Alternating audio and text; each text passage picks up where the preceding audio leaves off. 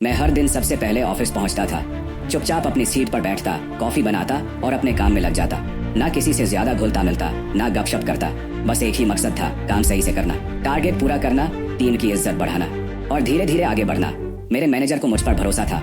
जो काम मुझे दिया जाता मैं टाइम से पहले पूरा करके देता था। कभी शिकायत का मौका नहीं दिया। लेकिन रोहित वो अलग था, उसका काम थोड़ा कम, बातें ज्यादा थी। बॉस के साथ हंसी मजाक, मीटिंग में चुटकुले और हर मौके पर शो ऑफ। लंच टाइम में उसका ही ग्रुप बन जाता था। जोक्स, गॉसिप, चाय पे डिस्कशन। हर कोई कहता था, यार रोहित तो बड़ा स्मार्ट है, पर मुझे पता था वो असली नहीं था। कई बार ऐसा हुआ कि मैंने कोई प्रेजेंटेशन बनाया, डाटा तैयार किया और उसका क्रेडिट रोहित को मिल गया।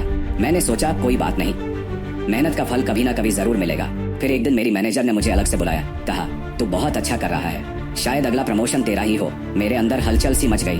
पहली बार लगा कि मेरी मेहनत देखी जा रही है। लेकिन शायद यही बात रोहित को पसंद नहीं आई, क्योंकि अगले ही हफ्ते से उसका रवैया बदल गया। अब वो मुझसे मीठी बातें कम, ताने ज्यादा मारने लगा। मीटिंग में मेरे जवाब काटने लगा और बॉस के सामने इजी तरीके से मेरी गलतियां गिनाने लगा, जो सच में कभी हुई ही नहीं थी।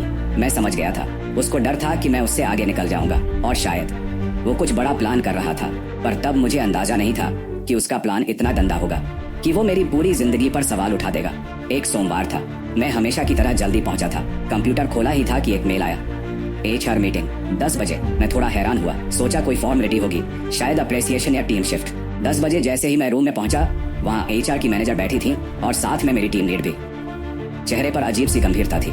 उन्होंने मुझे बैठने को कहा, फिर एक कागज मेरी तरफ बढ़ाया। मैंने पढ़ा, एक अज्ञात शिकायत मिली है आपके व्यवहार को लेकर। मैंने पूछा, कौन, क्या शिकायत है? जवाब मिला, कहा गया है कि आपकी वजह से महिला कर्मचारी असहज महसूस करती हैं। मैं सन्न रह गया। मैंने कभी किसी से बदतमीजी नहीं की थी, हमेशा सबके साथ मर्यादा में रहा। मजाक भी किया तो वही जो सब करते हैं, बिना किसी बुरे इरादे के। पर यहाँ तो सीधे मेरी नीयत पर सवाल उठाया गया था। मैंने फिर पूछा, किसने कहा ये सब, क्या कोई उदाहरण है? HR ने सिर हिलाया, ये शिकायत गुमनाम है, नाम नहीं बताया गया, कोई ठोस उदाहरण भी नहीं है, लेकिन हमें इसकी जांच करनी होगी। उसके बाद जैसे मेरी पूरी दुनिया ही बदल गई। लोगों के नजरें बदल गई। कॉरिडोर में जो लड़कियां पहले हंसकर हेलो कहती थीं, अब चुपचाप निकल जाती थीं। टीम मीटिंग में मेरी कुर्सी अब कोने में थी, जैसे मैं कोई छूत की बीमारी हूँ। लंच ब्रेक में सब आपस में हंसते थे, पर मेरे आने से चुप हो जाते।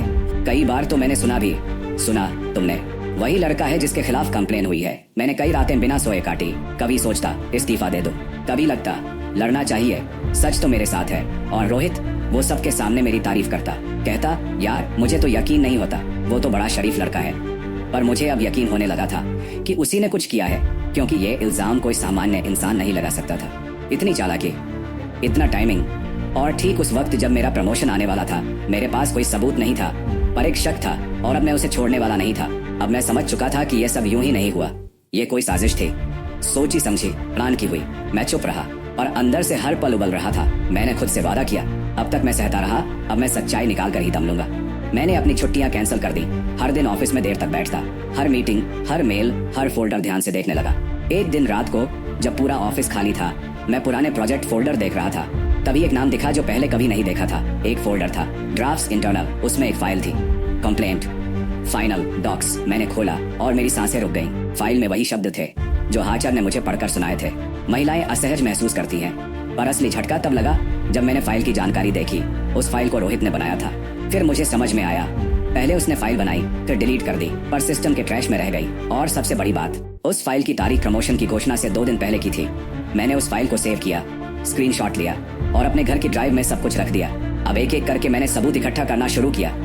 मैंने देखा कि एक बार रोहित ने एक इंटर्न से चैट की थी। उसमें लिखा था, अगर ये बंदा हट गया तो अगली कुर्सी मेरी होगी। वो चैट अब पुरानी थी, पर मैंने उसे रिकवर कर लिया। फिर एक और मेल मिला जहां वो मेरी टीम लीड को लिख रहा था, कुछ लोगों को बाउंड्री समझानी पड़ती है। मैंने उसका मतलब तब नहीं समझा था, लेकिन अब हर चीज साफ दिखने लगी थी।